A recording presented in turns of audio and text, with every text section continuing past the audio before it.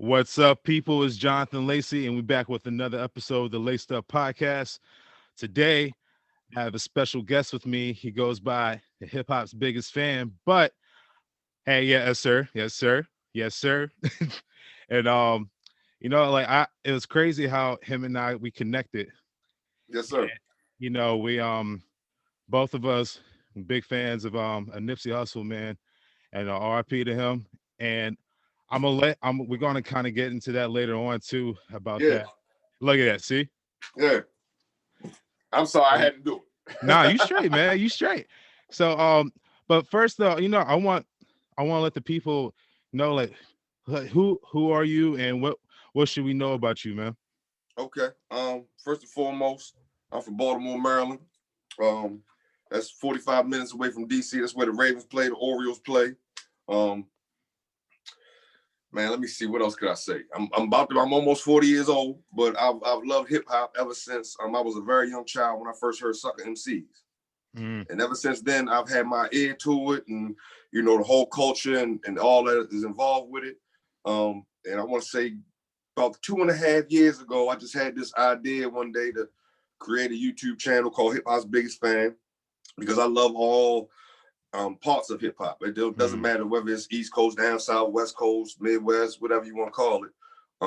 Because I feel like I'm a big fan of it. Hip Hop's biggest fan, and Yes, sir. I started the YouTube channel. And it's grown now. In 2.5 years, it's grown bigger than I thought it would. Mm. I'm at like 2,800 maybe subscribers or something. Word. You Okay. know, so it's like a brick. It's been like a brick by brick situation. I've had some to me some pretty big interviews or interactions with folks. Especially over this last year. But had a lot of help, and I just love hip hop. I love sports. I love sneakers. And I just love talking about real things with, whoever. You know what I mean? So I appreciate you bringing on me here, man. It's an honor. It's a pleasure and a treasure already. Like you said, we've had some little conversations, interactions, meeting through Instagram and things of that nature. Mm-hmm. Networking, which is all about. So, Right. man, I just appreciate you bringing me on here, and I don't know what else to say, as far No, as nah. introducing myself. You know what I mean? Yeah, man, for sure. And like for the people that don't know, man, definitely go check out my man's not his Instagram. Well, he has his Instagram, but his YouTube channel as well. Like he got, like you said, he got a bunch of big interviews on there. I got a And I suggest, handful. yeah, yeah, like he got some interviews on there, man. Cause I know you got one with Capadonna on there, Yeah, and so that yeah, was dope. yeah. Um, so yeah, guys, go and check my man's YouTube page and Instagram page out, man. Make sure y'all like and subscribe. Thank you But so much. absolutely, man. But so you know, I was I was looking at your Instagram and Okay. I saw a post where you were investing into to cannabis with Robinhood, Yeah. but right now today that Robinhood is some hot water right now with GameStop and there's a lot AMC. going on. So we'll talk about that for us, man. Okay. I learned about Robin Hood through a coworker. We were talking about, just kind of investing in stocks independently rather than like, you have 401ks and Mm-hmm. things like that in your job and however you do it. Even like my job, I get stock options and all that through the company I work for. I work for Domino's Pizza, right? Okay. I drive tractor trailers for them. And they stock has always been doing good. Like I ain't gonna lie, Facts. this pandemic, man, they just Probably went through the roof, right? they're made for this. They're made for the delivery service. You know what I Mm-hmm. mean? They was anyway. But I want to say about a month or maybe two ago, I was reading about AMC Entertainment, right? Mm-hmm. And that's the movie theater. People that have the movie theaters. People we ain't really been able to go to the movies in but yeah, since like last month. Right, man. So they stock is very low. And I bought like I bought like 18 shares for like $2 and some change, right? Oh wow. Um, and that was a couple months ago, maybe like Mm-hmm. I said, a month or two ago. And yesterday they went crazy. It shot up to as high as it has in the year. It shot up to like $20 a stock. So I sold mine, Mm. right? Turned that $2 into, I think I spent maybe $40, turned it into like $250. You know, Okay. which ain't incredible, but I mean, you But spend still, $40, you turn it to $250. yeah. And my mom was like, sell that, right? Mm-hmm. So I sold it. Come this morning, I'm looking into what I'm gonna do with that money, where I'm gonna put some at. And I seen that as you were saying, GameStop and AMC, Robinhood was in some hot water because they pretty much put them on pause. Mm-hmm. GameStop and AMC, like you can't even pull them up on the search bar Right. to buy or sell stock. Now with with the cannabis, right? I'm gonna be honest with y'all. Some of my wife or whoever, my family members, I don't know, they didn't want me to talk about my past, but I used to sell marijuana illegally, right? I got some hot water behind it, all the things, you know, jail, whatever. I did all that, cool. But it's about to be like liquor. It's about to be a prohibition for Yeah, for marijuana. sure. For sure. I recognize that. Besides it going medical in some states, it going recreational. That when they turn the legal limit for tobacco to 21, Mm-hmm. I said, oh, it's coming. It's the prohibition for marijuana to be of 21 age, the same drinking age. For marijuana to be recreational, it's coming. It's just a matter of who pulls the trigger. And really, I hate to cut you off, but you look at like as soon as the election was over with, Jersey, they was like one of the first states.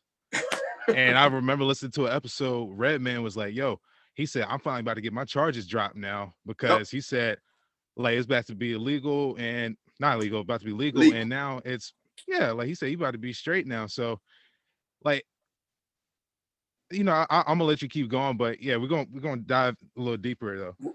Within reference to that, to getting charges dropped. Mm-hmm. I last year I worked on getting my record expunged from those Mm-hmm. charges because you know it's going to be that's going to happen. What he said, it's going to become a point in time where it was illegal, now it was legal. All right, so Word. y'all got to wipe all that clean. You know what I mean? So Mm-hmm. I already put my paperwork in for all that. But into the cannabis as far as stocks are concerned, it's very tricky because it's not fully legal yet, Mm-hmm. and trying to figure out who was really ahead of the curve. I just kind of took a gamble. I want to say they're called Hydro Farm. When I bought them, they were like $70 a share. Mm. But there were ones, once I did my research, seemed like, okay, they have the most potential, Right. you know what I mean? Because they seem to be, it would be like even buying Microsoft, even as they were starting, it might have seemed high, but for what they are now, like, it just seemed like the smart thing to do. Right. You know what I mean? So I was just like, hey, I used to do it. I'm just got to do it in another kind of way because it's Right. about to be legit all across the board. I know it's only a matter of time. So that's why I did it. And it's a $1 billion industry. It is right. And I'll tell you too, because my wife and I we thought about like, like investing into the cannabis as well, because that's a business that's just like you said, it's about to go, man, it's about to take off.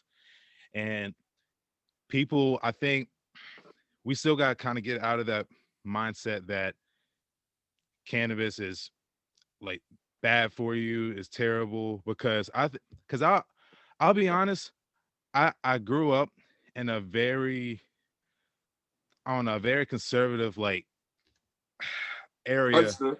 back in Virginia, and we Well, if you don't mind me asking, what part of Virginia, bro? so I was Central Virginia, Lynchburg. Okay, all right, I'm familiar. Yeah. All right. Mm-hmm. I'm just wondering. I don't mean to cut you off. No, Sorry. you straight.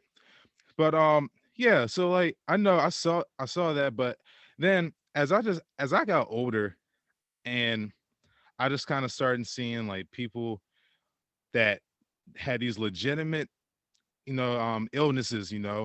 where really they were taking all these pills and the pills had all these side effects. And then I Yeah. look at it, they started smoking marijuana, like medically, where if it was licensed in the state, Yep. they bro, like they were off all of their medication and they was doing good. So I'm just like, all right. I said maybe there's actually more to this than what people actually like what the world is giving it because I look at like guys like Matt Barnes and Steven Jackson, like Yeah, I start listening to all the smoke podcasts. all the Like shout smoke. Yeah, out I to love them. all the smoke. Yeah, they dope, man.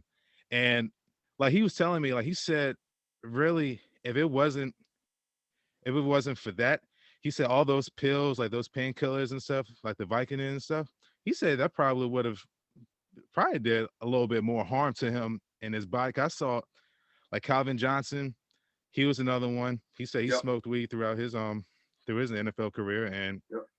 like I the believe man Tom turned out Brady fine. does. I Yo, believe I Tom do. Brady. That man's indestructible. Indestructible, man. I'm just saying. I hey, I'm gonna I'm put it not out putting it there. I past him. said it. I said it. I'm not gonna put it, but look, I've been thinking the same thing too because my man, it's like that man got the fountain of youth or whatever. I don't know what it is, but good God, man. The technology and the know with all, in the past 20 years has absolutely grown from when it For was sure. in the Mm-hmm. 80s to the 90s, you know what I mean? And people being more aware. I mean, I'm gonna even go here with it. When you're speaking about medical cannabis. Okay. Um, let's say we're talking about this pandemic we're in, through this coronavirus, Okay. COVID-19. Um, I believe there's something from this earth, because cannabis is from this earth.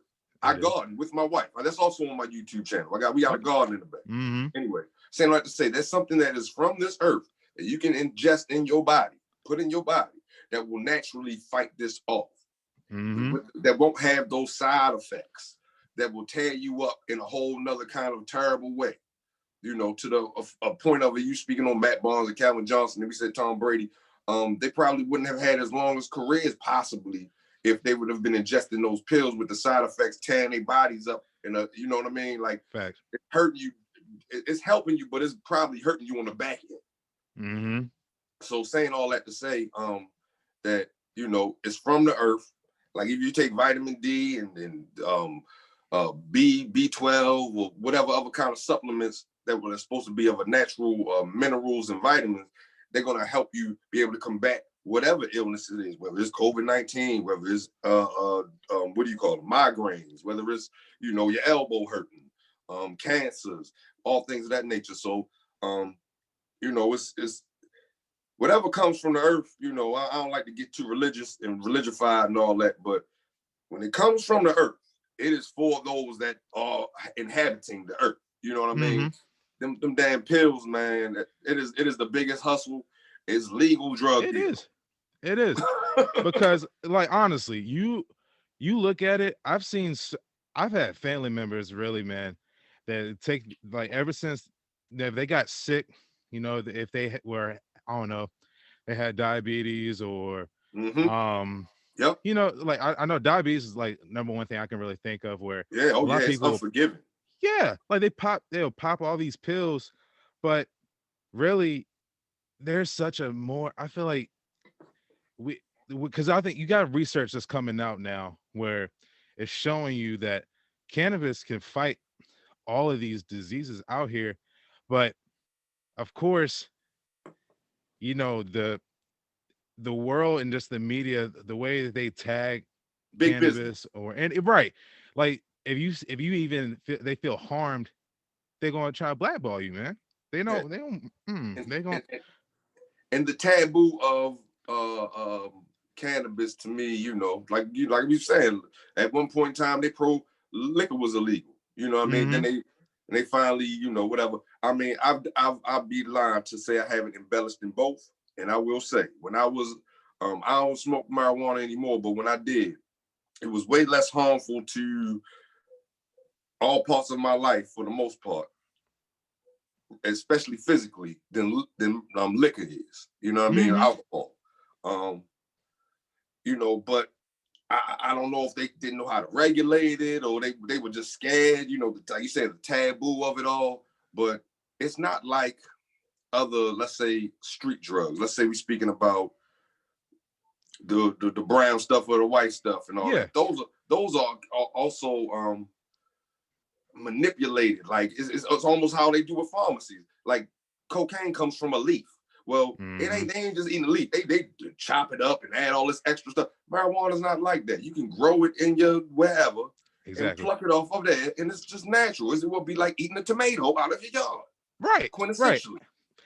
And see, I'm so glad, and I really hope a lot of people hear this episode too, because we got to get that mindset where, hey, we need to expand our mindset, because for a long time I was in there I was narrow-minded, and I was like, yo, if this person smoked weed or something like that, like they're a terrible person. But now, did they have to deal with? What did they? I don't mean to cut you off. Did they have to deal with something with what you were taught as a young child? Because what we're all taught, we learn to believe until we venture out on our own and find information on our own. Like, that might have not been the whole truth. Exactly. Right.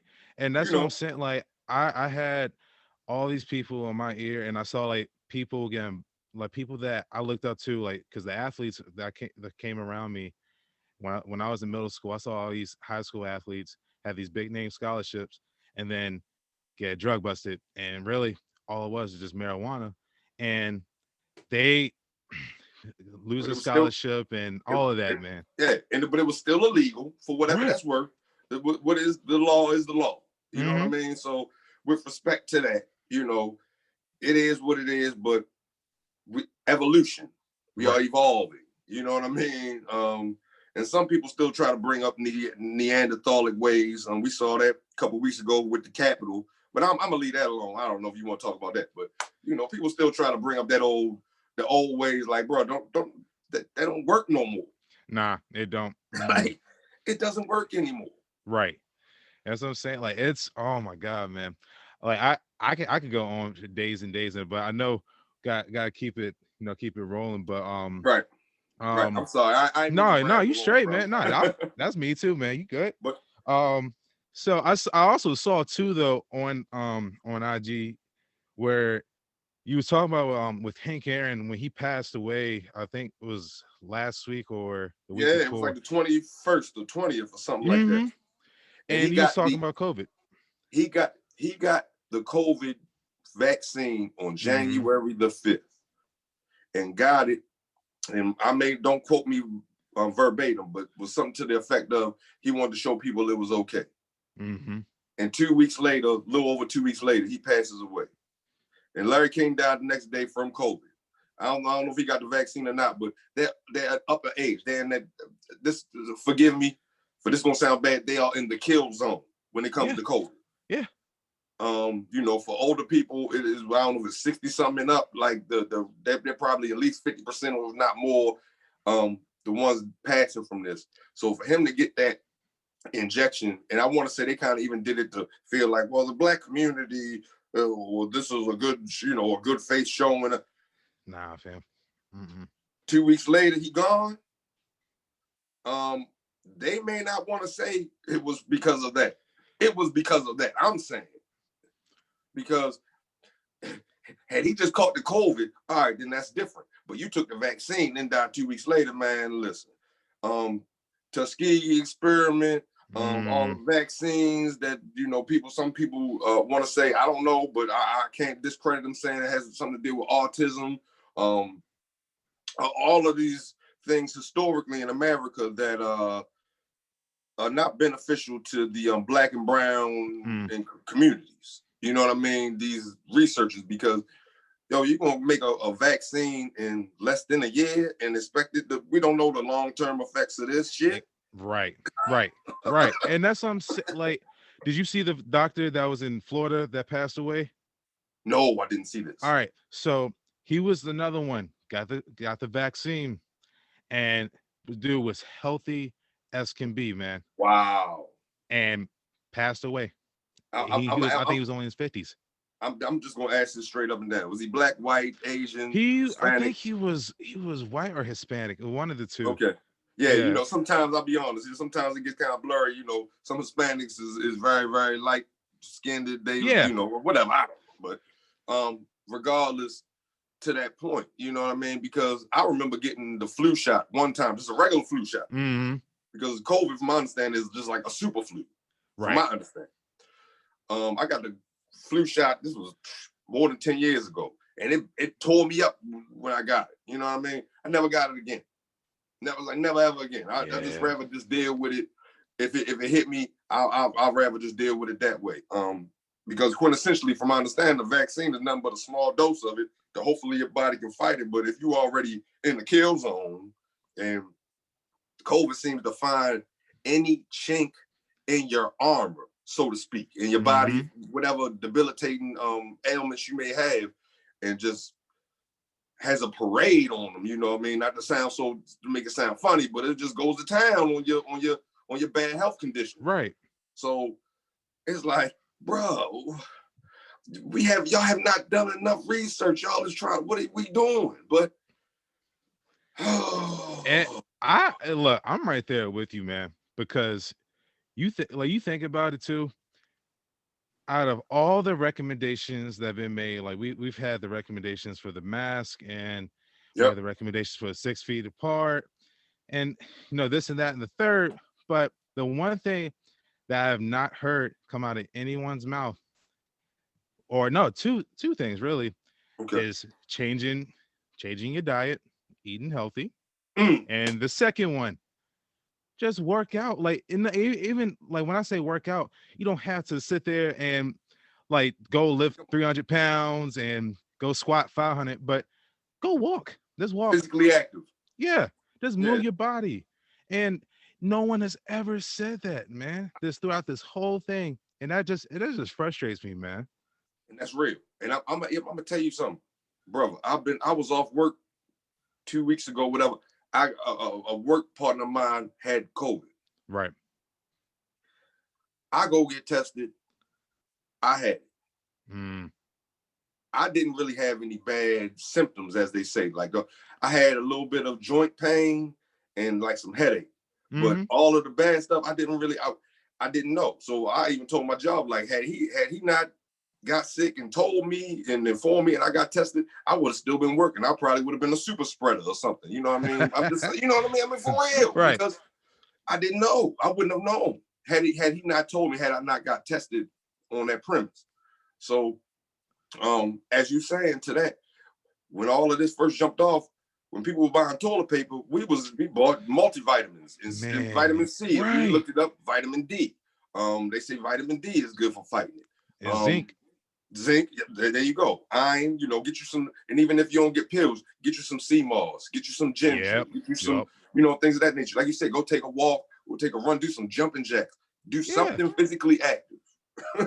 That's all. That's it, man. That's it. And I'm glad to see too, like for you, because I think another big thing too that kind of drew me to you was really looking at the like your garden, really. Like you took, because I saw that and I was like, all right. I said, this man is actually like, he's growing his own food. He knows where it's coming from. He's not like there's no middleman. Right. No middleman is right there for you. And boom, you're good to go. My neighbors have 4 chickens. They have 4 hens. Yep. Every now and then they give us some of their eggs. Word. You know what I mean? Okay. They got a beehive. They got a garden. And I live in Baltimore City. I live in the city. I live in a nice part where I got a nice yard and everything. I can do all this shit. But even if people don't, you still can. You know what I mean? You can go buy a flower bed off Amazon or whatever, and set it up and get you some soil and all that. But it takes time and effort.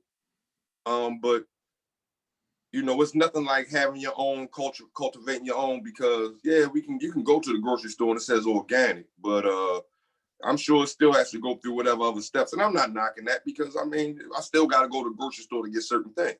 You know what I mean? For sure. All of them. I don't have everything readily available. I can't, I'm not eating everything, especially it being cold now.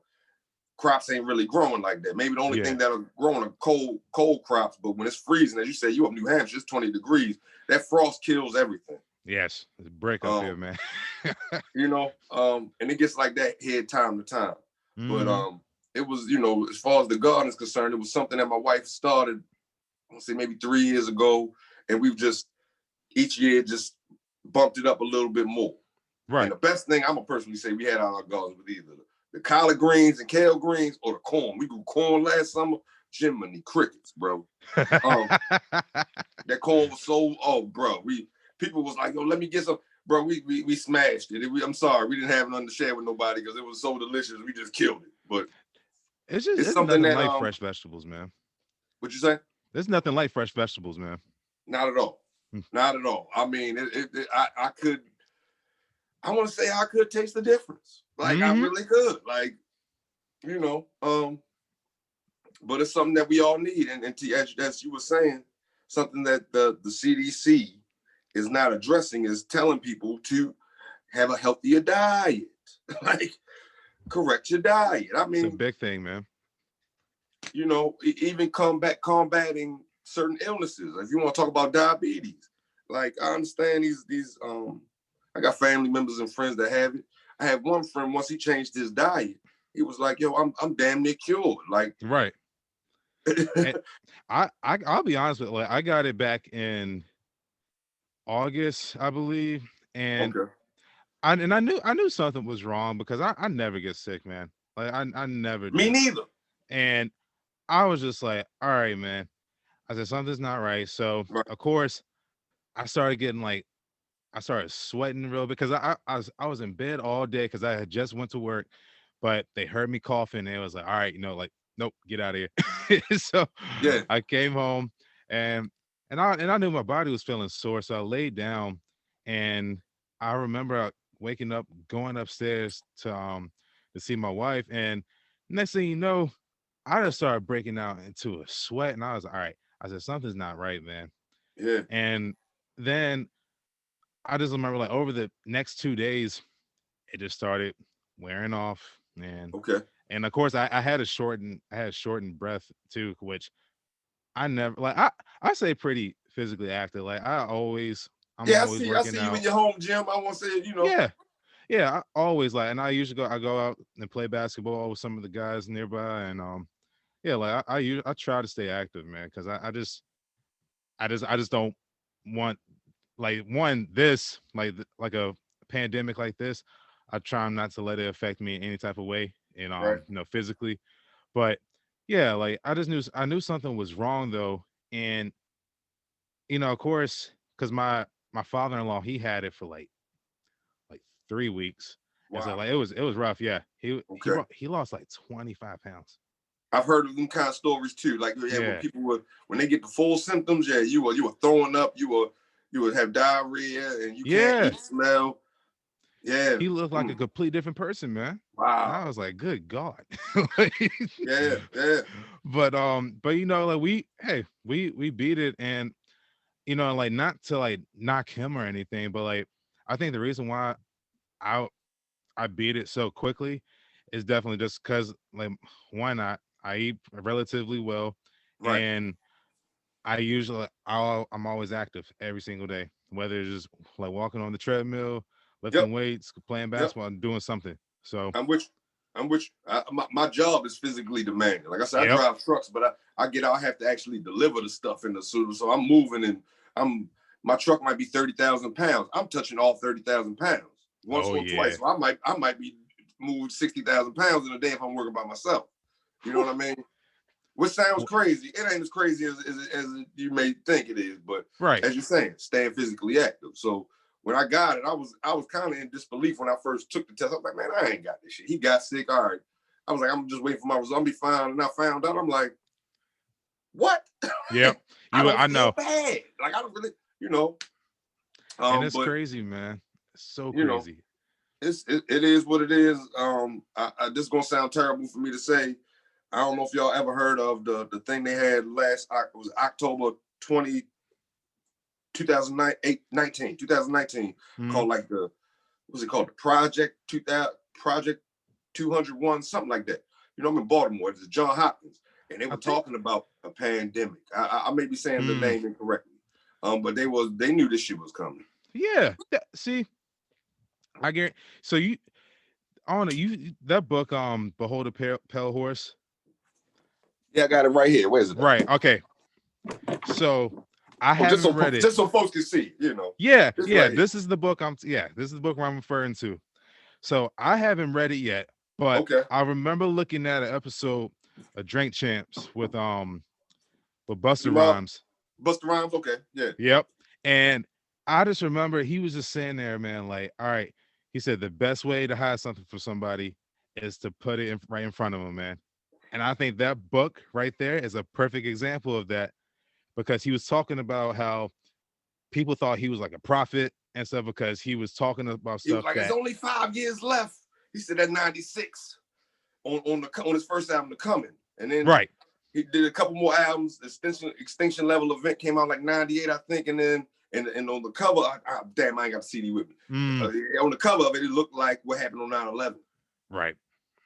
See, Um, that's what I'm saying. Like, that's crazy. That's Now crazy, I'm going to tell man. you something about that book. I read that book. I want to say in 2003, 4, or 5. I can't remember which year it was.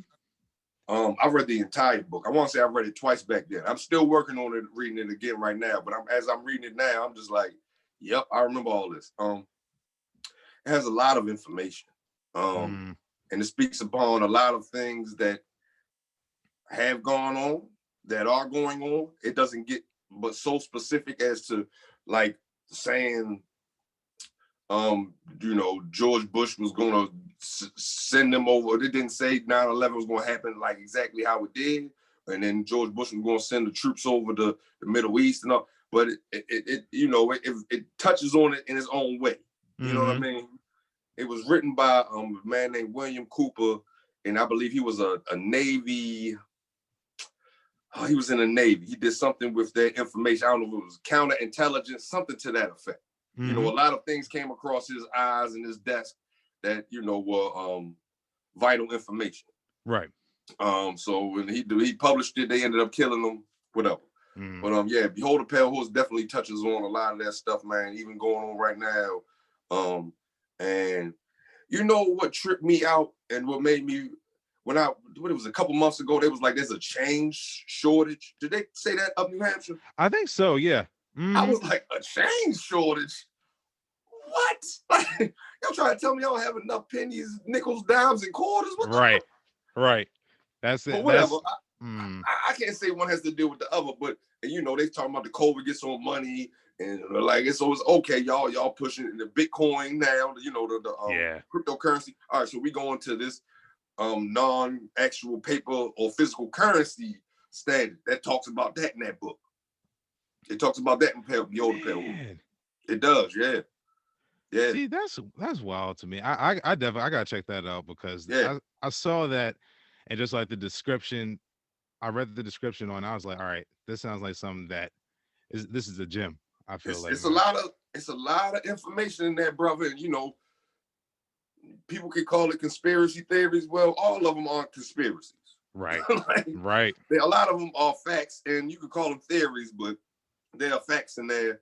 You just gotta weed through and put the pen in. Oh, that's it right there. You know what I mean? You know what I'm saying? You just got that makes you wonder, like, because the Simpsons, they predict a lot of stuff, and that makes me wonder if they read that book. I wonder if people talk about the Illuminati. They talk about the Illuminati in that book. I think the Simpsons are the Illuminati. They might got a time machine. Yeah, this gonna sound crazy. Fuck it. I'm sorry. I didn't mean to say that. But yeah, I'm just saying, like, how do the Simpsons? Who are these people? That's what I'm saying. I'm wondering too, man, because something ain't right. Because they've been too accurate. Like, I don't know if society is so caught up that we are, they've been on the TV for 30 plus years. I don't know if they have such an influence that they almost direct us in a way, like, unknowingly. You know what I'm saying? But they sleep on them, man. If anybody's Illuminati, the Simpsons definitely Illuminati. I don't know. I don't mean to bring that up on here, but they touch on that in Behold the Pale Horse. They touch on the Illuminati situation and all that craziness. You know what I mean? But okay, see, yeah, just saying, you bringing up the Simpsons. I mean, I seen a picture the other day. I went back and watched the shit. Lisa was the president, and she had on damn near the same outfit as Kamala Harris. I said, wow, like, it's up my own color. Wow. That's some. I'm telling you, that's some fishy stuff, man. And I'm gonna tell you something about me. I do not believe in coincidences. Mm-hmm. I've been through enough in my life, brother. I do not believe in a single coincidence. Like even if when we done this right now, I walk out this room and stub my toe. It was supposed to happen wherever, for whatever reason. I don't know. I've been through, brother. I done fell through. I've been in I used to be a firefighter. Okay. I fell from a second story into a burning basement. Oof. And made it out alive. I thought I was gonna have the Freddy face, didn't get the Freddy face, had a couple little baby burns, but and then the things I found out after the story, after the fact, and what it actually did to save my life in the long run, is crazy to me. But it's certain things that have happened to me. I just do not believe in coincidences. So for those things to happen, and you're speaking about Kamala Harris wearing a outfit that's very similar to Lisa Simpson as the president of the Simpsons, it's not a coincidence to me. Nah, I don't. As silly as Look, that sounds. I feel that. I feel that. That's what I'm saying. There's more. Ah, man, how does the saying go? It's more than that. It's deeper than more than sees the eye, or I can't remember. Yeah. It's But more than meets the eye. yeah, It's more than right. meets the eye. Yeah, there's more to it, man. But so we're gonna move on to some hip hop. All right. I So love this. Let's do that. so first In all my first glory. thing, yeah, right. First things first, man. Like I said in the beginning, like one thing that kind of just drew us near, was really like both of us. We love Nipsey Hussle, man.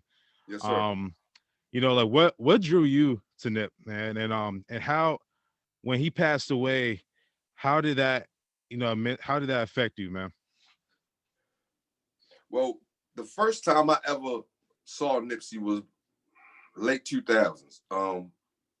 Maybe I want to say maybe 2007, maybe. Mm-hmm.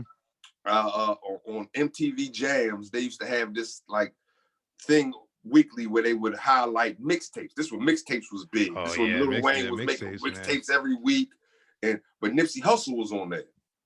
And this was right around the time he came out with the joint Hustle in the House. Mm. I believe that was like his first video. And that's the first time I ran across him.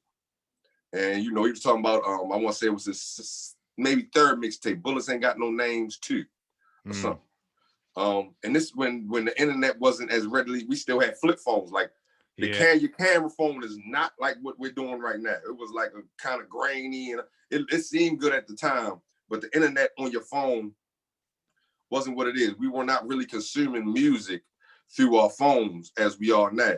Ringtones was popping. Like instead of your phone just ringing, it would come up as a song. They was popping, but we were still buying CDs. I saw them back then. Then I want to say a couple years, and the internet, these smartphones really became readily available and so regular. I went on Dat Piff. Where people have a lot of mixtapes, and Nipsey Hussle was putting out whatever mixtape it was, and I just downloaded all. I just, for whatever it is, I just liked his music. I liked the style. It was good money to me. You know what I mean? It was just, a lot of artists are really dope, but certain people speak to you. Their voice is catches your ear. Their words, their style, whatever it is. You know what I mean? It would be like, no disrespect, but like Fabulous is a dope rapper, but for whatever it is, he doesn't do it for me. Right. Even as hip hop's biggest fan, I like, he's nice, but I don't know if it's his voice or whatever. It just, I can't say I'm a big fan of his. You know what I mean? That's Drake for me. Yeah. So I get it. Yeah, I get it. To Nipsey, I've been waiting for him to drop this album because before then he hadn't dropped nothing really but mixtapes. Yeah. Even when he released Crenshaw that he sold for $100 a pop, you know what I mean? It was a mixtape essentially. It was not an official album because he was totally independent. So I'm listening to all of those things over the years, and he keep talking about.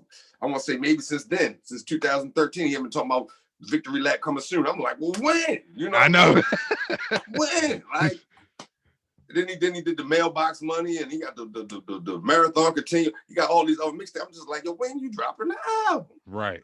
So when I heard I want to say I heard late 2017 that Victory Lap was actually happening. Like I want to say that's when rap niggas came out. Yep. And maybe last time I checked, because Victory Lap dropped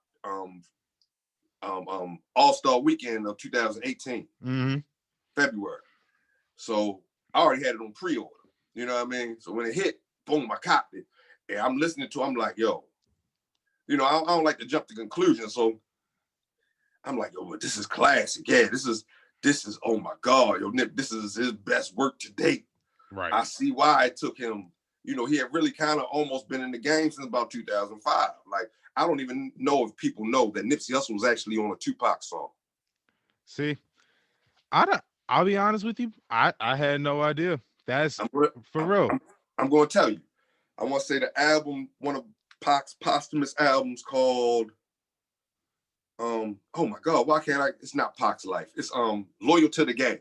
Loyal to, okay. Pac's album, Loyal to the Game. He's on a song called International.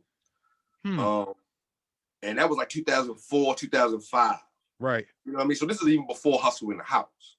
So man, saying all that to say. So when I finally heard Victory Lap, I'm like, yo, this is classic. You know, that was my favorite album that year. In 2018, yo, we had a lot of dope albums that year.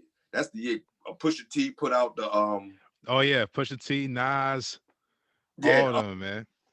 Yeah, the Nas joined Jay-Z Beyonce album came out that year, but Cardi B album came out that year, 2018. But Victory Lap to me was it. It was it. It was really an incredible body of work.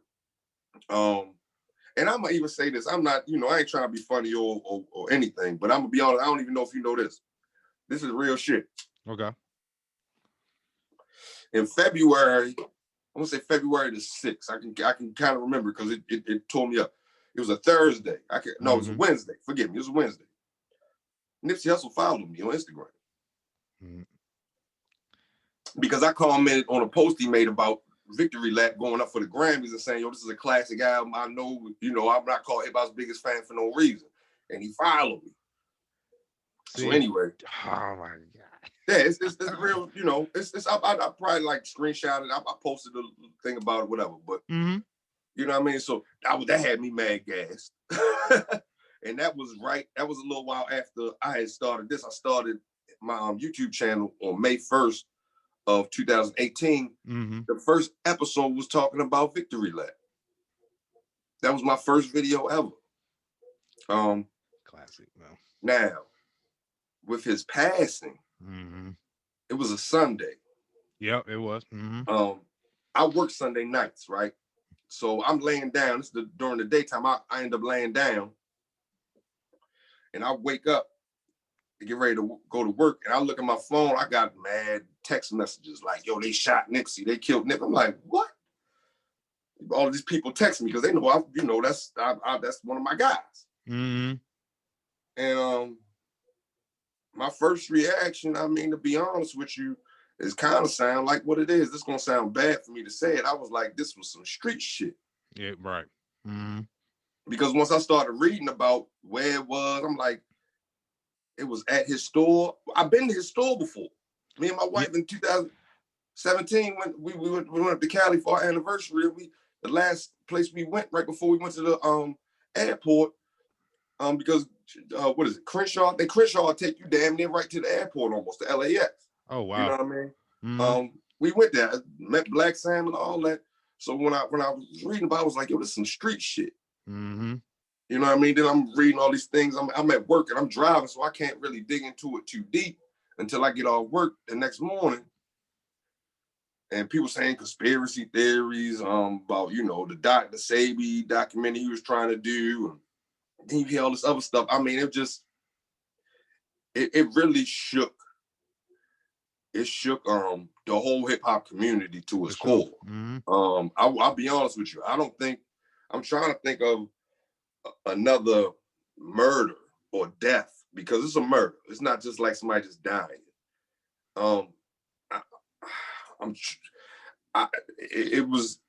It was totally different than Tupac and Biggie, but it was a similar feel. Yeah. To the way it shook up the whole hip hop community. Like, he had just really started getting his shine. He had been doing all that independently for so long, and when he finally got an album, got on a major, got nominated for a Grammy, like he is really being put on the forefront. Pop, a lot of people really never knew him before if you wasn't in tune, you know. He was just being kind of put on the forefront. But me being a fan, I knew what he was doing. I knew about him setting up schools for STEM, the science, technology, engineering, and mathematics. He wanted to put one here in Baltimore. See, but it ain't been right. It ain't been right since then. And you know, LA mourned them hard. I won't say hip hop mourned them hard, but we still see more of the same in the hip hop community with the deaths of so many that have passed within the past year. You know what I mean? By gun violence. And these are conversations I have with people all the time about why we can't get away from that. Yep. The streets, it's a line I like to say, the streets and the music are so intertwined. Mm-hmm. That's the reason MCs die behind gun violence. Mm.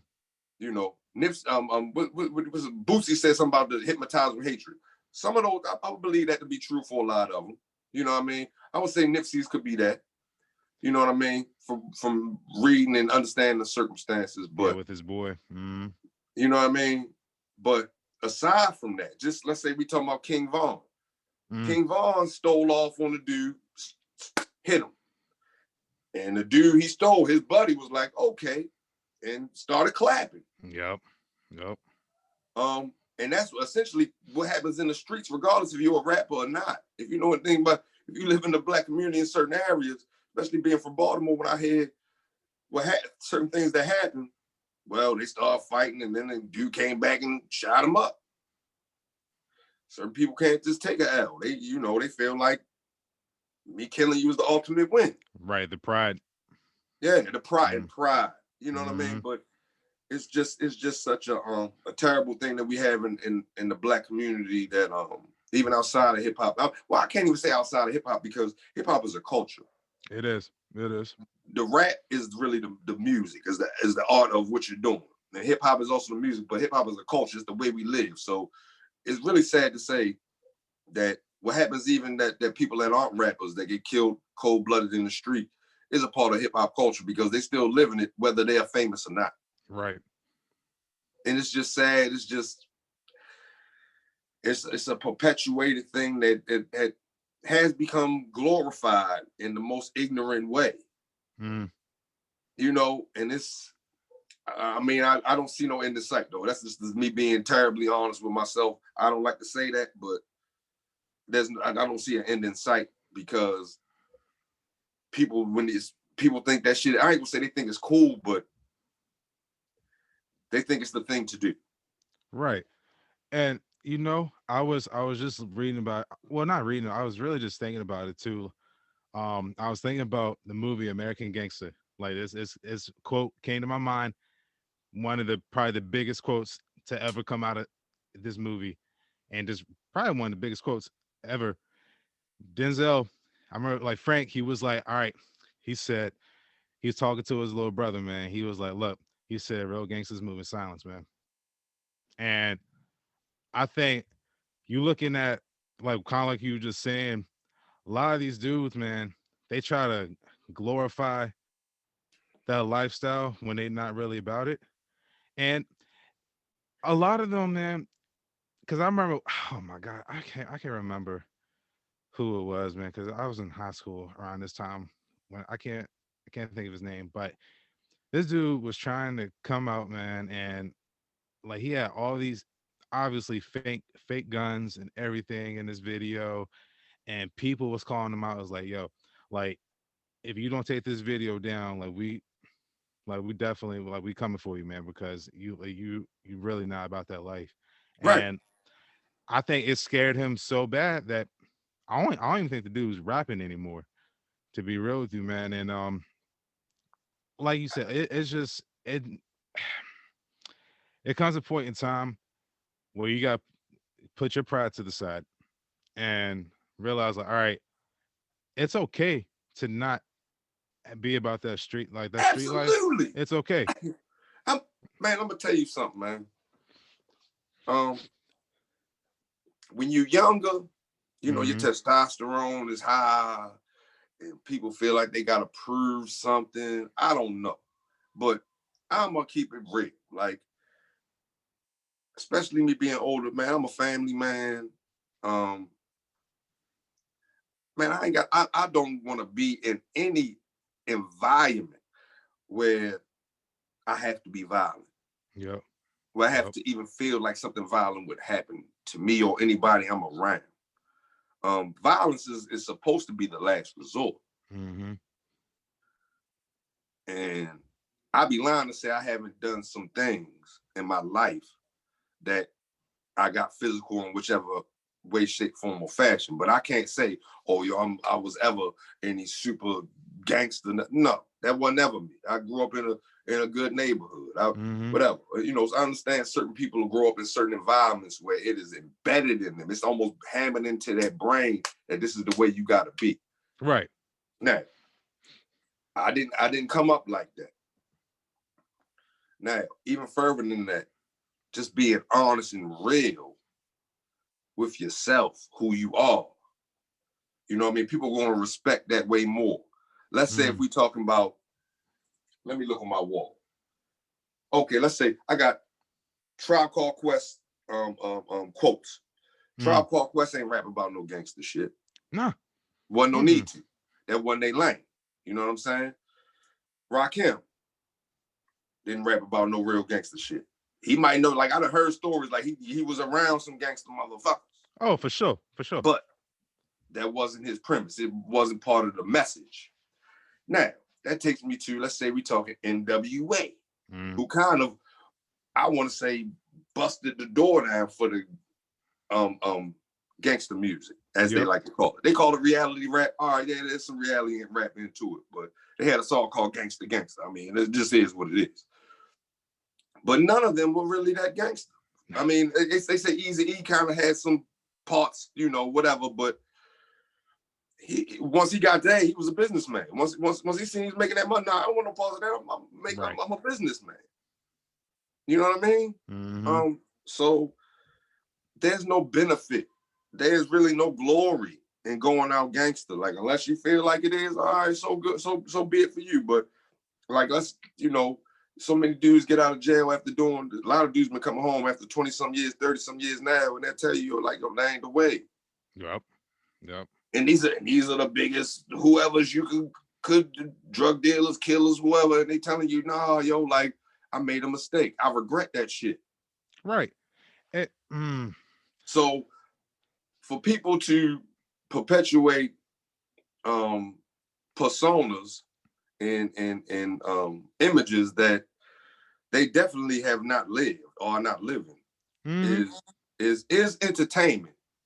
But in hip hop, it is fraudulent because hip hop really loves for you to be a real whoever you say you are on your songs.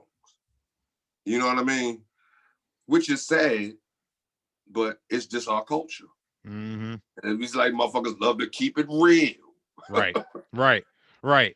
And so like right. And I think a lot of especially like the younger generation coming up, man, they really need to hear that hey, it's okay to want to get off the streets and go get a job. You know, like Man, it's okay to, you know, not like if you choose to go to school, do it. Like that's fine.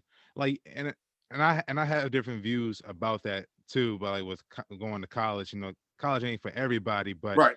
if it is for you, do it, man. Like I think we got to get that message out, man, because I think I see too many of the kids like that when you know working back in Virginia, man. When I was working in the inner city, I saw a lot of kids kind of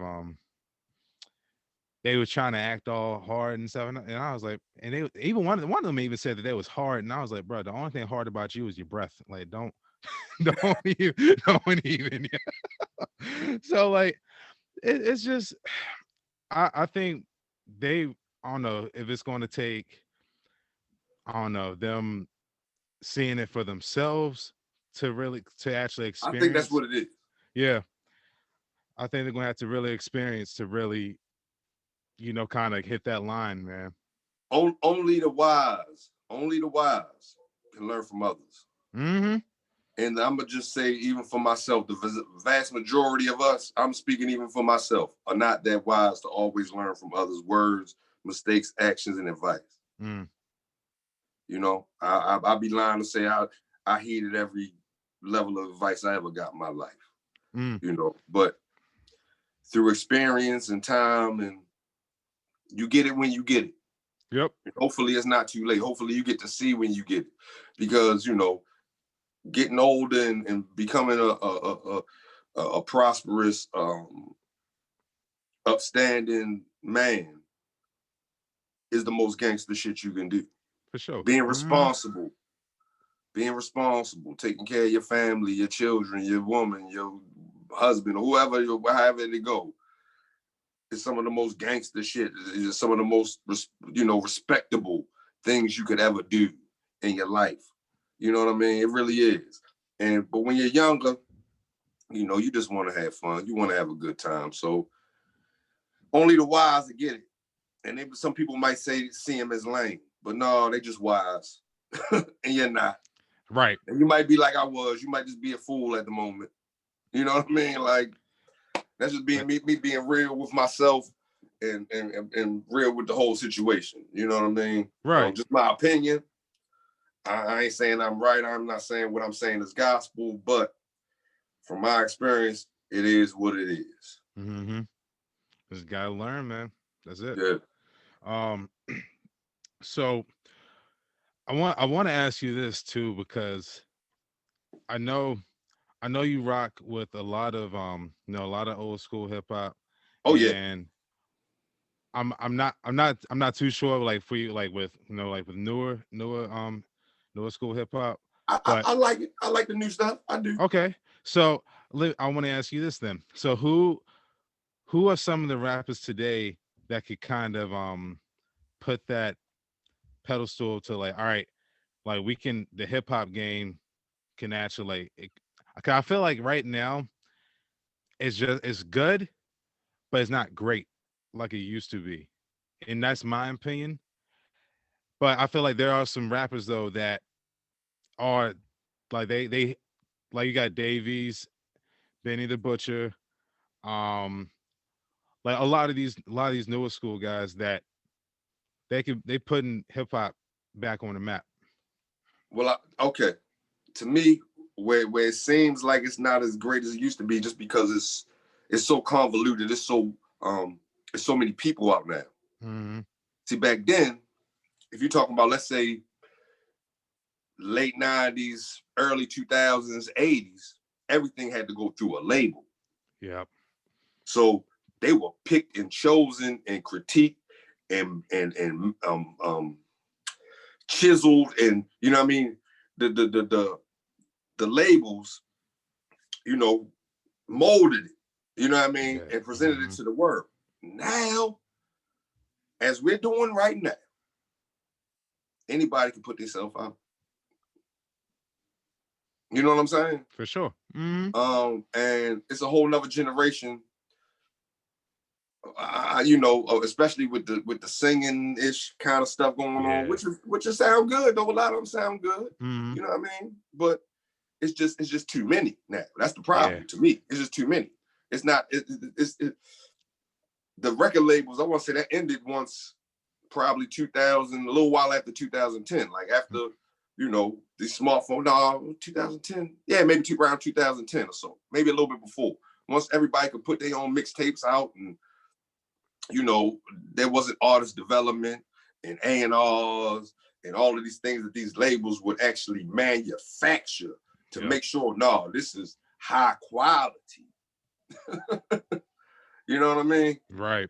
Right. That to me, that's the difference. But if you're asking me about who's out now, you named a couple of them. You got Davies, you got Benny the Butcher. Um, as we all know, Kendrick. Yeah. Kendrick right Kendrick. Yeah. is my favorite. And I was say same here, and I will tell you this too. Kendrick back in like 2013, my boy was big on Meek Mill. And no, nothing against Meek Mill because I do rock with Meek, so with some He of up his there. music, He one of them but know to me. right. And so like, but I told my boy, I was like, look, man, I said Kendrick, man, I said he's gonna be one of the best rappers in the next 2 or 3 years. I said he's gonna be one of the best. And he was like, man, Kendrick Lamar ain't got nothing on Meek. I was like, all right. I said, you say that now, but I said, holla at me in 3 years. And sure enough, Damn. yep, That's all I'm saying. exactly, Damn. exactly, exactly. It's like, damn, son. Like But it happened, man. And like Kendrick, he's one of those few rappers that could put kind of, you know how like the West Coast rappers used to, like Dr. Dre's album, the 2000 no, it was the Chronic album. It made you feel like you was in a movie. And I got Kendrick the is one of poster the right here. I don't want to turn the whole thing around. I got to sit on a little thing. I would have to, it would look no, you crazy. straight. But but yeah, like he's one of the few Made that it a could movie. still make you feel like you're in a movie, man. So yeah, like but yeah, I'm gonna let you finish up though. You said Kendrick. Um, Somebody that I'm not a real big fan of, Mm-hmm. but he is dope. Young Thug. Yeah. Yeah. I'm not a big fan of him personally. I'm not. Yeah, I'm not. But while I be like, man, he does it. It's different. You know It what I is mean? What he different. does It is is. different. I appreciate that. Mm-hmm. You know what I'm saying? Of course, you got J. Cole. For sure. Yeah. Yes. Absolutely. You have the beautiful young lady, Rhapsody. Re- thank you. Thank you. Like, Thank you. she Thank you. is like, Thank you. like I understand Megan Thee Stallion. Megan Thee Stallion can rap her ass off, but Right. she on that 2 Live Crew shit. Cool. Right. It is Right. what it is. That's fine. But she can rap her ass off. Cardi B, to me, Cardi B is a what do you want to call it? She's a club banger, I feel like. Okay, yeah, and she got writers and stuff, so Yeah. it is like she got a label behind her, so they are making that happen. It is the old her shit come out so good because they are molding it to come out Right. that good. And like you said, right. Like you said. Mm-hmm. As they did in the old school, because the record label making sure come out that way. But Rap City, man, it's incredible, man. It's just it's like Queen Latifah had a baby with Rakim or something. Yes. Yes. Oh my God, man. And see, and I told some people, I said she kind of remind me, like lyrically, she remind me of a female Kendrick. Okay. She remind me of a female Kendrick because I checked her out on I don't know if you watched the Netflix series Rapture. I think I did. Yeah, I watched that. Yeah. Okay. So I saw her on it because at that time I didn't know who she was, but I was just like, man, I was listening to her, just listening to her spit, and I was like, good God. Like, I said, yeah, I gotta check her out. And I listened to her album, and I'm just saying, like, lyricism. Yes, if you want to talk about real MCs, not just what sound good. Like, I'm gonna be honest. Like, Megan Thee Stallion and Cardi B shit just sound good, but I can't say they are the lyricists that Rap City is. It would be just like Kendrick is a lyricist. I would say NBA Youngboy sound good. Yep. Mm-hmm. You know what I'm saying? It sound good. Oh, I ain't gonna lie. It sound good. Right. But if you want to talk about being pure, hip hop purist, lyrical purist, they are the cream of the crop right now. You know what I mean? She's underrated, man. She's probably the most underrated female MC I feel. But you know why that is? Because sex sells. Yeah, exactly. You know what I'm saying? Exactly. And when you have these beautiful women talking sexy, nasty stuff, I mean, the masses and what goes on the radio and the videos and what's fashionably taboo. Yep. They're gonna get more. Attention because you see Lil' Kim up there. Yep. Yeah. Sex sells. Right. Like, especially coming from a woman. Like, who doesn't love to see a woman in all of her beautiful God-given glory, and she talking about giving you her God-given glory. Right. For Rap City, she, like you said, she just spitting like this hard bars, man. Yeah, and And she talking real stuff, but she just ain't talking nasty. right. And I want to say this for the people out there too. Real hip hop does not get played on the radio. Not at all. No, Not not at I'm gonna all. say Not that. at all. I'm gonna just say that because I, that's how it is, man. I'm going to say that stopped, in my opinion. And see, this is a even tricky part. It Okay. stopped in probably the mid '90s, in my Mm, opinion, because see, even in the '80s, I don't know how old you are, bro, but I know in the '80s there wasn't really no hip hop radio. If mm, it was very late at night, and I know I was still in my single digits in the '80s. But by the time the '90s hit, it took till the early mid '90s for a lot of hip hop stations to really become popular, like to really be put out. Before then, wasn't no hip hop station. In the '80s, wasn't no hip hop station. right. So you had these mixtapes, like actual cassette tapes. You know what I'm saying? So even speaking of that, over time, has things have grown with radio. The radio was almost to me a reflection of club, of Mm, whatever they play in the club for the most part. Every now and then they'll drop something on there. You know what I mean? That's real. You know, right. Dear Mama's not a club song, but you know, it's gonna get some burn on the radio back then. No doubt. Um, Mm, you know what I mean? Things of that nature. But yeah, and radio isn't even as important as it used to be because we all just pull up our app and listen to whatever we want to listen to. We stream, and you know, how many people actually buy albums? you, rare is rare now, Once unless these you like collecting. smartphones and this streaming became possible, well, I don't know when the streaming first started. Maybe 2005, 2015, Yeah, 2013, yeah. somewhere around there. Once Mm, they finally started making these apps and figuring, well, we ain't just got to sell them the albums. They can just pay us X amount of dollars a month and they can listen mm, to everything, but they don't own shit. And the artists are only getting paid pennies on the dollar per stream. right, right. It changed the whole dynamic. But it just I mean, as you're saying, the radio and even popular culture, no, the real hip hop is not going to be highlighted. Nah, they don't. They don't. Not at all. Like I remember, like Dave East. I rock with Dave East heavy, man. And Yeah, yeah, they when be when bad. yeah, man, like when Karma 3 came out, Okay. I was just like, oh my god, like that was to me that was like a classic New York New York album right there, man. You Because ever heard the joint? You ever heard the joint he did with Styles P? The joint album he did with Styles P? yeah, That's man. one of my favorites of his. Woo. That's one of my My favorites of his. I think my first oh man, my first time hearing Dave, I believe I was because I was on YouTube because I like Logic. That was another person Okay. that I was really rocking Logic. with. That Logic. one, Dope. Incredible. yeah, Like he is, incredible he is, lyricism. Like wow. and I I think I saw Davies because it had a video that was in the recommendation, and I clicked on it, and he did a remix over Kodak's song. Oh, what was it? Oh man. I can't remember what song from Kodak it was, but he did a remix over it.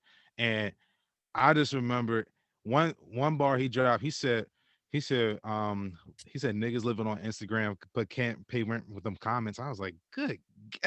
I said, whoop. Yeah. Like he just Real like spit. for that drew me into him.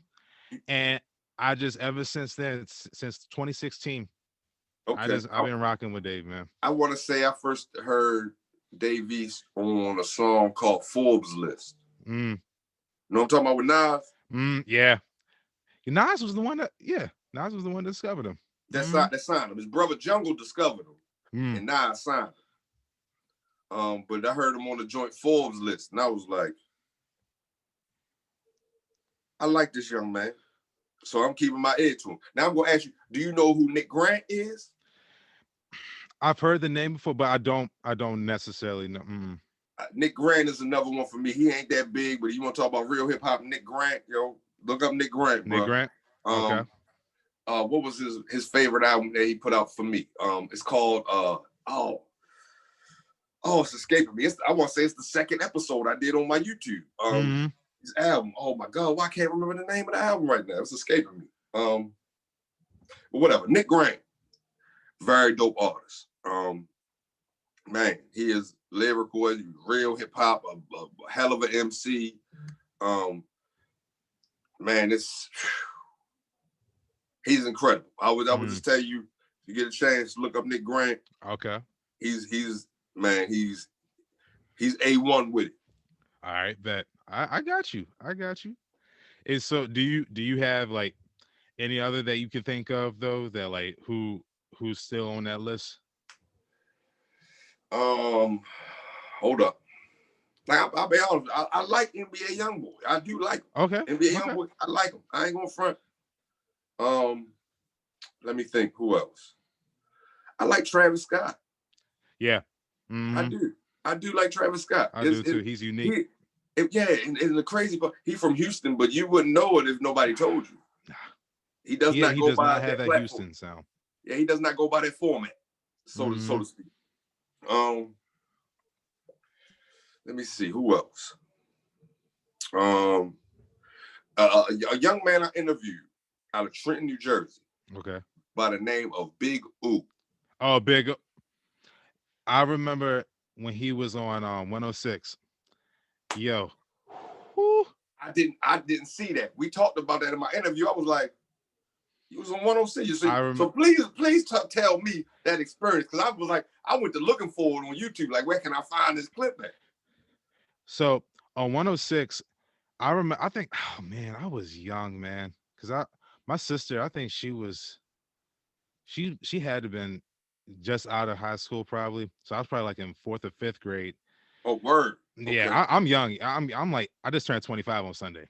Oh, word. Okay. Yeah. All right. Yeah. So I'm a kid. Yeah. It's okay. Nah. It's all good. It's all good. But I remember because she used to turn on 106 every time she got home from school. Right. And we used to turn it to 329 on direct TV. Right. And we'll sit there and watch the top 10 videos for that day. And I remember when they was doing the on Fridays, they would always do the freestyles on there and the battle rap. And I just remember he was on there and I was like, yo, because at that point in time, like lyrics were starting to kind of, it was kind of like a mustard seed. I mean, it was kind of starting to sprout. And I was just kind of just listening to what he was saying. I was like, yo, I'm rocking with, because he, for some reason, he stuck with me. And hey, I mean, like you see, like you say, because I watched an interview with him, and the man seems like because I don't know if he said he's about to is he thinking about quitting or something like that, or that was like the clickbait bullshit. You know what I'm saying? Yeah. Okay. His buddy was talking about I was talking to him and one of his partners, and his partner was talking about, I remember when he was going to quit. Oh man. So I got to talk to him about it. So that's why I put it in there. Right. Right. You know what I mean? I just put that in the headline just to kind of make people like, huh? Yeah. You know what I'm saying? But I'm telling you though, man, like kind of like you for like with Nip on the on MTV, man. That was kind of like a spark for me, for real, with Big O, man, because I feel like he was kind of like in that class, like for that early 2000s or late 2000s, where it was still people, underground rappers dropping hard bars. Yeah, and he still really hasn't popped yet. Nah, right. Mm-hmm. You know what I mean? But his album coming. He got an album coming out, I believe, this year. Yeah. He's co-signed. He's co-signed by Jadakiss. He's co-signed by Fat Joe. So that jump about to be, oh my God. You know what I mean? I want to say he got a song with both of them. I know he does. You know what I'm saying? But he's one of them. I'm naming him because of the fact of he hasn't blown yet. You know what I'm saying? He was on Empire, all of these things. Like, he got some notoriety, but he hasn't blown yet. It's almost like, all right, when I first started my YouTube channel, one of the first people I interviewed goes by the name of Gully TV. Gully TV is, he got a pretty big following on YouTube. Interview, man, he got some content on there. He got content with Haitian Jack, with the Murder Unit. he talked to Dexter Isaac, the man that robbed and shot Tupac in Quad Studios. Anyway, I interviewed him, and he seen what I was doing, trying to help me out. He pointed me in the direction of Benny the Butcher. Now, this is 2018. This is before Benny really blew. Yeah. So I reached out to Benny. He said he was with it. At that moment in time, I wasn't in a position to get with him. Mm-hmm. You know what I'm saying? And then like that late that year, that very next year, blew. You know what I'm saying? And that kind of puts me in the mind of Big Oo. Like they had been doing this. They had been doing this for over 10 years. You know what I mean? But it just takes them that moment. It's like everybody has that time. And hopefully this year will be Big Oo's time and he'll blow. Because as you saying, early 2000s, he was putting it down on 106 and Park. You know what I mean? Man? So he's somebody that I'm rooting for, that I'm championing, and that I'm a big fan of. You know what I'm saying? For sure, man. That's man. So for you to see that, I didn't actually see. I don't recall seeing that. You know what I mean? The actual Freestyle Friday. We kind of talked about it on the interview, but I was like, oh, I can't say I remember. I can't say I caught on because I was older by that point. I'm 20-something, so I'm outside doing all kind of 20-something stuff. Like, you know what I'm saying? Right. You know what I mean? Yeah, well, I might have missed that on 106 and Park. Yeah. Man, dude, like they see that used to be such a good platform, man. It was. I remember. I think the coldest shit I ever seen on there was the dude Blind Fury. Yeah, that's who I was just thinking. I was just thinking about him. Blind Fury. He was actually blind, but incredible lyricism MC, man, and bar for bar, man. That's one that always stuck out with me. Like it probably was because he was blind. Like, oh, the dude really blind, and he handling like y'all like this. That man was cold. This gonna sound terrible. If he could see, imagine what he'd do to y'all ass. Like, I know, yeah. Seriously, like, cause oh my God, man, like, cause he probably would flame up. He probably would flame up a couple of dudes, man. I'm just saying, like, made them cry. But but like with us talking about like the hip hop artists, man, I want to know who do you got in your top 5 of all time, man? Okay, this is my I'm gonna ask you this first. Okay. Does it have to be my personal favorites or just like overall, even if I'm not a fan of them, top 5? I mean, yeah, I want your personal favorites, man. Like, my personal favorite. Like, yeah. Okay. Top 5. Number 1 is Tupac. Yep. Number 2, I'm gonna give it to Ice Cube. Number 3, I'm gonna give it to Jay-Z. Yep. Number 4, I'm gonna go Kendrick Lamar. Ooh.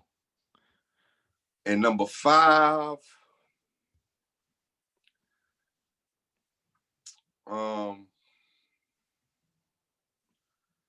my personal favorites, I'm gonna say T.I.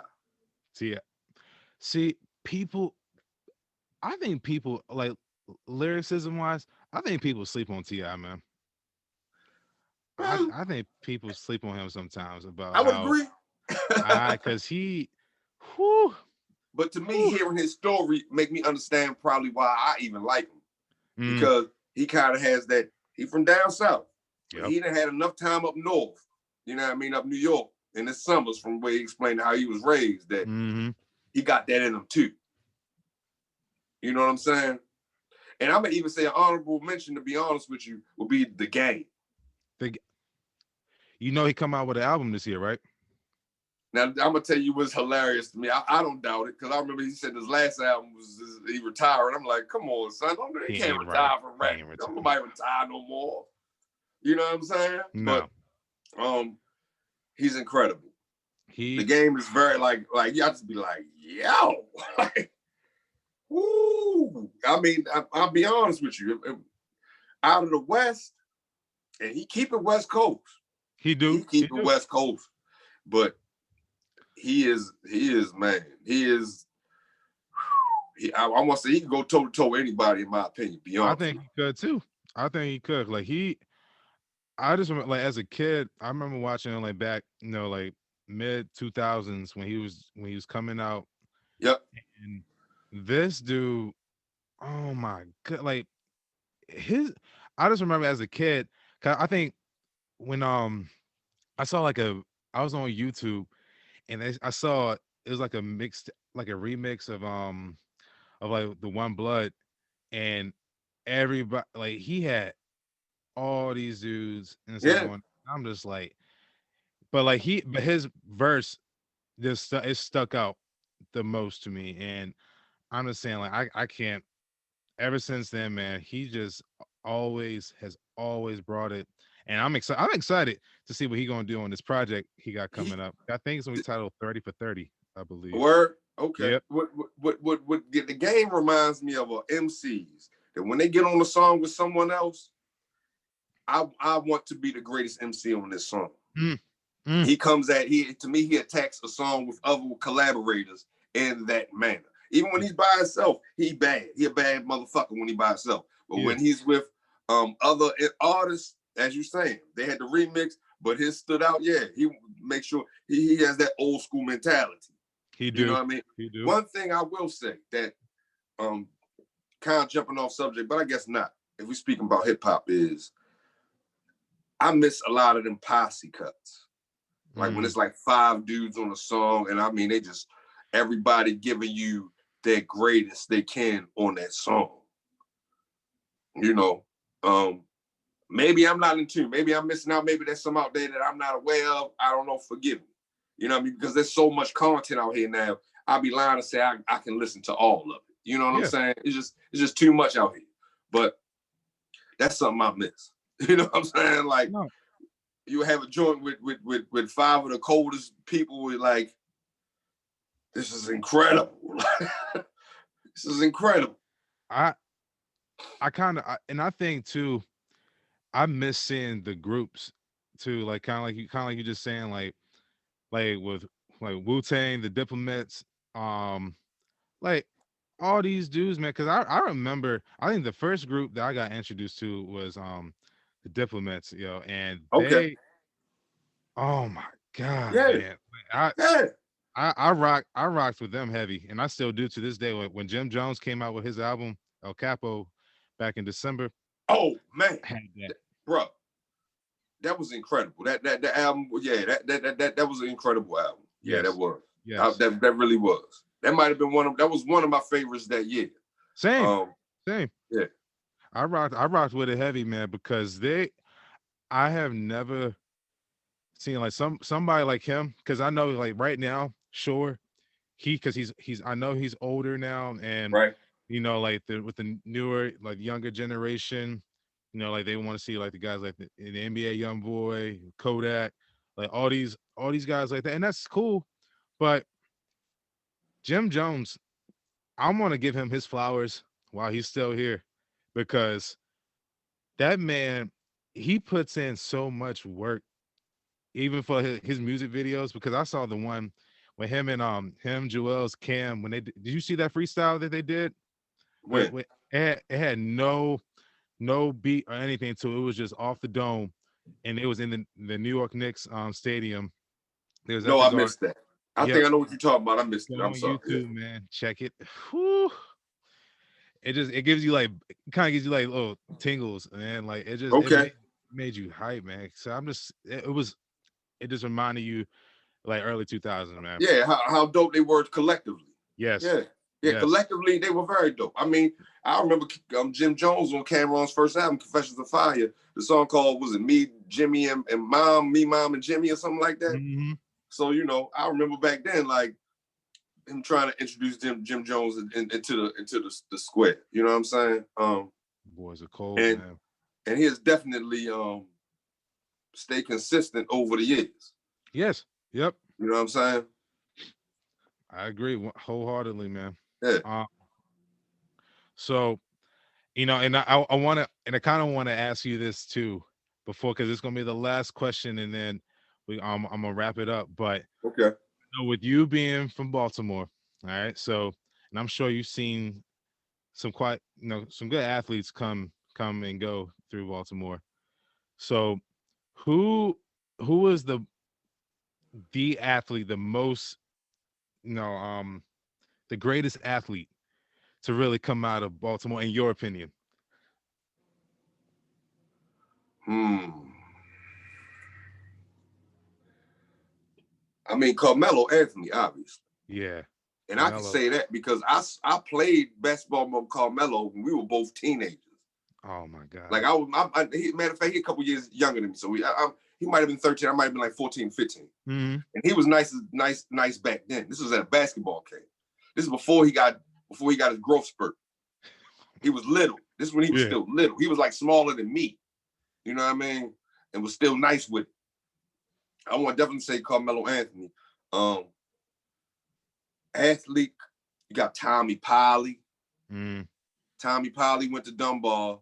He played basketball and football. He ended up going to the NFL playing for the Rams. I believe he won a couple, like I want to say maybe 1 or 2 Super Bowls with the Rams early, like the 2000s with Kurt Warner and Marshall Faulk. Mm-hmm. You know what I mean? He played with them. Got Sam Cassell. Sam was that dude. Now 2 of my personal favorites. One of them I interviewed, another one I'm trying to interview, but you know, it is what it is. They played basketball at Dunbar in Baltimore, is Dante Bright and Michael Lloyd. I interviewed Dante Bright in June of last year, and Michael Lloyd and Keith Booth. Keith Booth played with him as well. Keith Booth ended up going to the league. He went to Maryland and ended up going to the league. He was with Jordan. Matter of fact, he was on The Last Dance. You see clips of him on The Last Dance. He got drafted to the Bulls in like 98 or 97 or something. But they were like the first big 3 I ever saw in real life. And I used to go to them games, man. And they were just all incredible. They were all incredible. But yeah, just my personals, yeah. And there's some others that my mother used to teach. Used to be a high school teacher. Okay. There was a school called Southern High School. It's in South Baltimore. Now it's called Digital Harbor. But they had a mean basketball team in the early 90s, Southern Bulldogs. Man, they had an incredible team. I'm working on trying to reach out to some of them brothers and try to interview them now just because I'm a fan of theirs. You know what I'm saying? But yeah, incredible athletes that come out of Baltimore that I know, that I've seen. Yeah, those are a handful of them. And most of them, I would say a lot of gang of them, but most of them are really from Dunbar, to be honest with you. Another person that I actually went to school with. His name is Brian Johnson. He played football. Hold up. He played football at Penn State. This was, let me see, we graduated in 99. Okay. I played football with him. He played basketball also, but he ended up going to Penn State. He ended up going to NFL. He played for the Cardinals and the Lions. I know those 2 for sure. You know what I mean? But he was incredible. Like, he was very athletic, dope dude. So, you know, shout out to him. You know what I mean? Because I actually got to play with him and see it firsthand. Like, you know what I mean? How magnificent he actually was. You know what I'm saying? He was A1, like I said, went to Penn State, got drafted to the NFL. So that says it all. You know what I mean? Yep. Yes, sir. I think people don't really realize how, like, Dunbar put out some athletes, man. People don't realize that. Because I know, was it Muggsy Bogues? Muggsy Bogues, that whole team. Muggsy Bogues, Reggie Lewis, David Wingate, who else? That team, I want to say that was like early 80s. That might have been like 82. Right. Something like that, early 80s. That whole starting 5, didn't they get it? All of them get D1 scholarships, right? Yeah, and they made a 30 for 30 about them on ESPN. Right. Yeah, they called them Dunbar Boys or Baltimore Boys or something to that effect. I can't remember. It's on ESPN, 30 for 30. You look it up. Yeah, it's incredible. You know, God bless the dead Reggie Lewis. You know, passed away playing for the Celtics. But yeah, they had an incredible team. I mean, to me, they had that team in the 80s. The team I saw in the 90s that also went undefeated. I'm talking about they had Michael Lloyd and Dante Bright and Keith Booth also went undefeated with national champions. And I saw them play, and I would just remember like, yo, I know I'm supposed to be rooting for your school, but these dudes is different. Can I even go ahead and give you this tidbit, bro? Yeah, go ahead. Okay, we talking about sports. I'm a big basketball and football fan. Okay. But talking about that, Baltimore has a high school. I guess they still got it. I don't know. I'm kind of out of touch. They have a high school basketball tournament called the Charm City Classic Okay. because they call Baltimore Charm City. Mm-hmm. They have the Charm City Classic. Man, and like I was telling you about in the '90s when I was young, my mother used to take me to this tournament. I've seen. Give me a moment. I'm gonna try to think of everybody I've seen. These were all in the high school. Tracy McGrady, Stephon Marbury, Great day. Felipe Lopez, Ron Mercer. Hold on. I know I'm missing a gang of them more. Hold on. Ron Artest. I remember seeing Ron Artest. Yo, hold up. I'm gonna tell you about Ron Artest. I knew he was special when I seen him. It wasn't a Charm City Classic, matter of fact. I seen Ron Artest play because we was kind of in the same age group. One of my homeboys used to play basketball, and they had this other tournament. And I used to DJ at basketball games. Juan Dixon. Forgive me. Juan Dixon. Him too. But Ron Artest played for LaSalle Academy. Yo, the look in his eyes in high school, his build, what he was doing on that court, I was like, yo, this is, you say he got it? Ron Artest had it.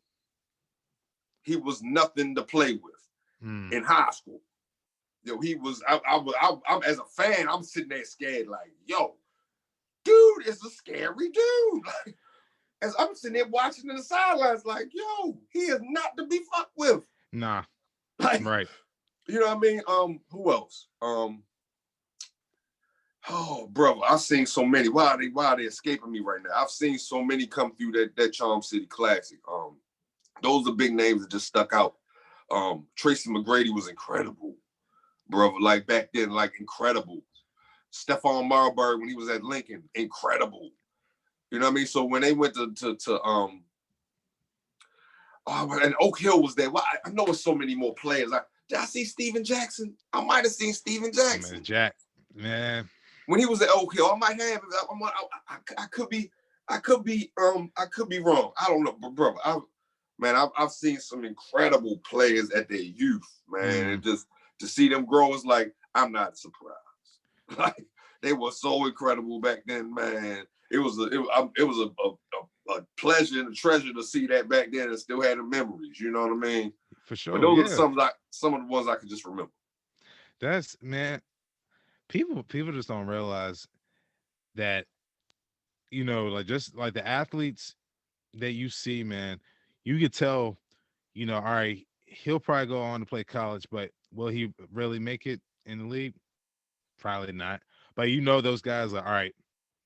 Like this dude, he's going to go. He's he's going to go all the way. Yeah. I got that looking at Ron Artest. I can't say I knew that about Tracy McGrady, but Ron, just the energy Ron Artest had, yo. Yep. I was like, from to the Malice in the Palace, that's how I felt sitting in the stands. Like, you gonna fuck around, run ahead, and pluck somebody. Like, not trying to be foul, yo. Because I know he's a nice guy from my understanding. But yeah, at the same time, he ain't nothing to play with. Yeah, that whoever threw that, because I think they did do an interview with that dude for like a 30 for 30. Yeah, whoever did that. Yeah, man. Like that's Ron Artest are friends now. Right. See, but that's just Ron though. That's Ron. I'm not surprised by that. Meta world peace. I get right. And I guarantee you though, that dude will never, ever do anything stupid like that again. Because when Ron Artest, I remember as a kid watching that game, when they was going against the Pistons, man, I was like, this dude went into the stands, just took off, and I say, yo, that's some scary stuff. I wouldn't, no way, man. But it's just cool though, like you said though, you seeing like all these guys just kind of you saw them from when they was in high school to go all the way through to through the NBA, NFL career, and to like present day. That's sometimes we always talk about like who's the the GOAT, who's this, who like the whole thing with like LeBron and MJ. I always tell people appreciate greatness while it's still here. Just Right. appreciate it because we can compare and have all our opinions at the end of the day, but just appreciate the greatness, man. Because like And they're Kobe, not the same. no, they're So not. stop the comparison because they're not the same They player. are not. They're not.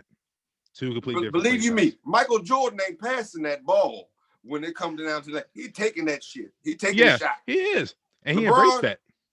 yeah, and LeBron, if he Hmm. sees fit, he'll defer. If he sees fit, you know what I'm saying? Yep, But you know, um, yeah, I hear you. The comparisons, we got to stop them because it ain't even cool. They are totally different players. they are.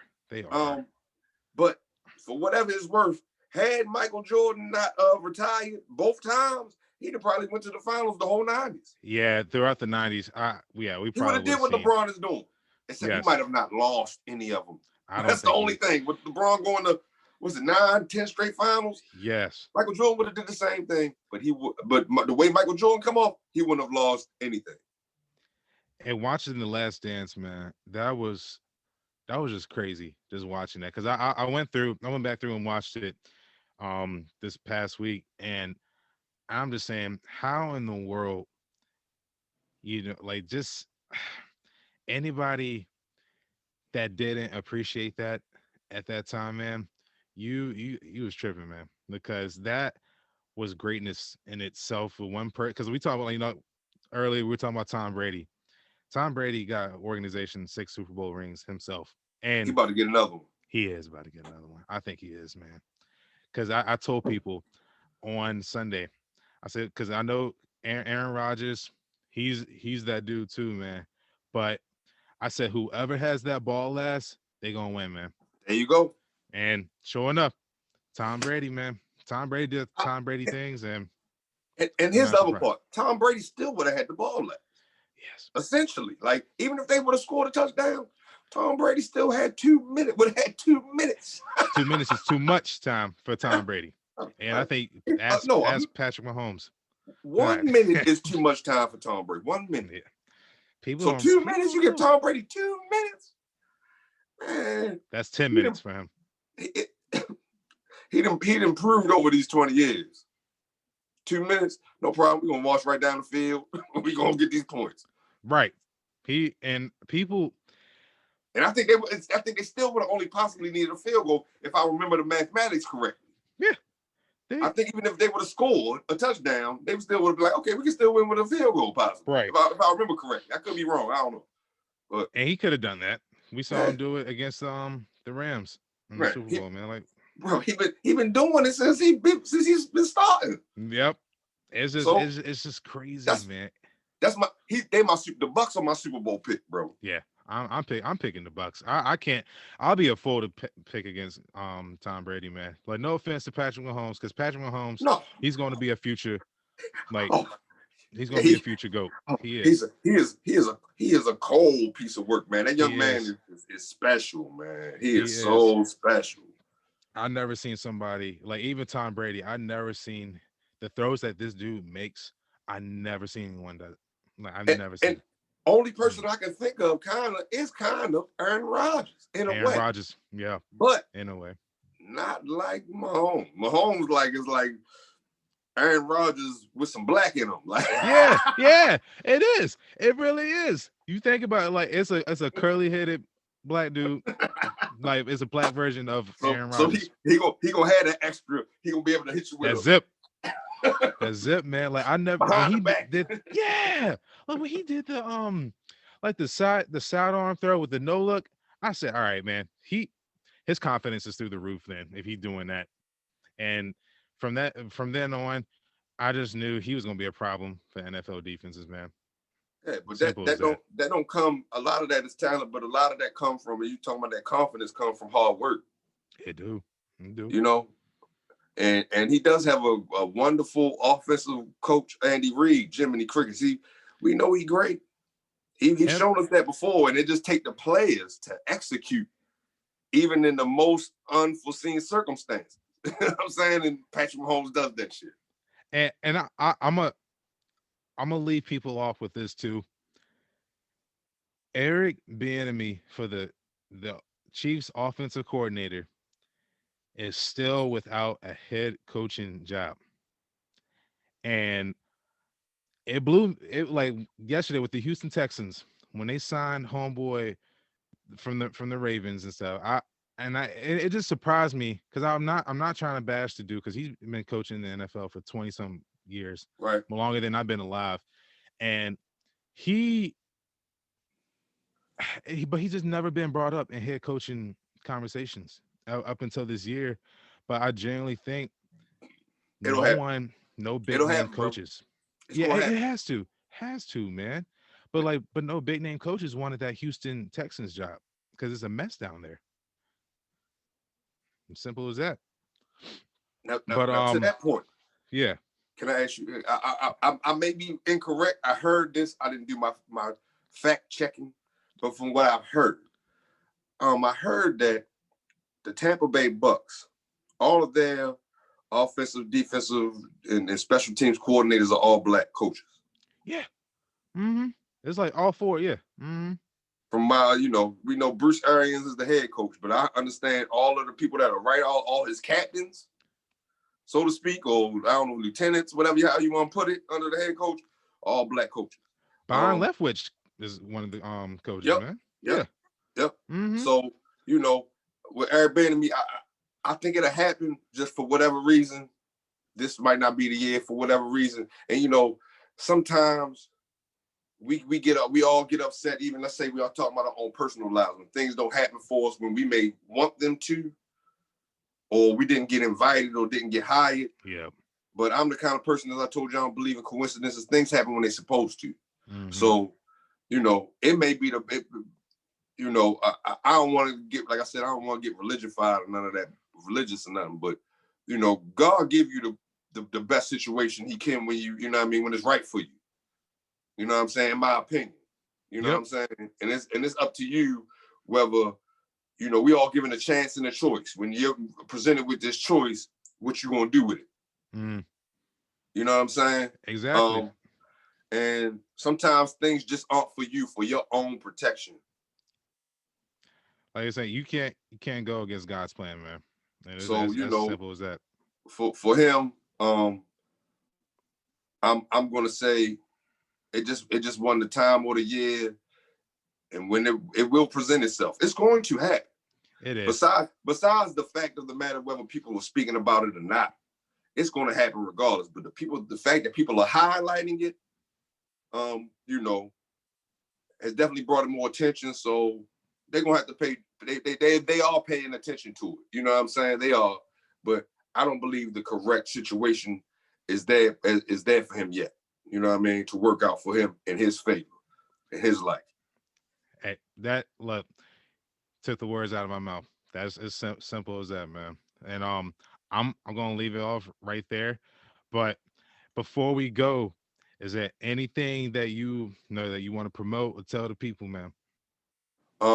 Anything I want to promote and tell the people? Well, okay, I would tell them please check me out on YouTube. My page is called Hip Hop's Biggest Fan.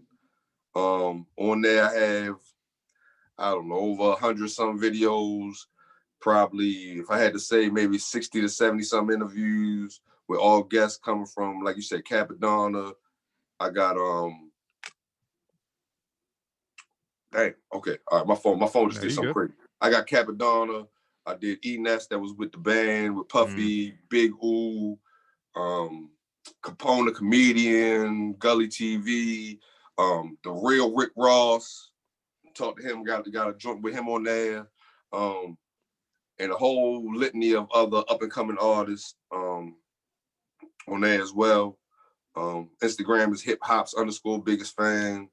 And even when you go to my YouTube, if you go in a lot of my videos, you go down into like where the description is, you can hit a link in there, and the link there's a link to this book right here that my wife wrote called Justice for All. It's available on Amazon.com. It's a fictional tale about a single mother in Baltimore as a teenager and all the trials and tribulations, all the things that she went through. in life and the progression her as a woman and a mother. Also got some sneakers on there called Royal Conglomerate sneakers. You can hit the link to that. And other than that, man, just enjoy life, be prosperous, stay blessed. You can't go wrong doing what's right. Hey, you guys heard it first, man. And look, if you guys are listening on Spotify, make sure you follow, and on Apple, make sure you subscribe and leave a review, man. And help me help you to make this show better for you guys, man. Because look, I use this platform for you guys, and I give you guys the platform to voice your opinions on everything, man. And share the Laced Up podcast to all your friends, families, and whoever the fucks. Like, Hey, share you that heard it shit. first. You heard it first, man. So look, and if you listen on YouTube, make sure you like and subscribe. All right. So without that, hey, I have nothing else left to say. Um, love you guys. Stay blessed up and stay laced up. Peace.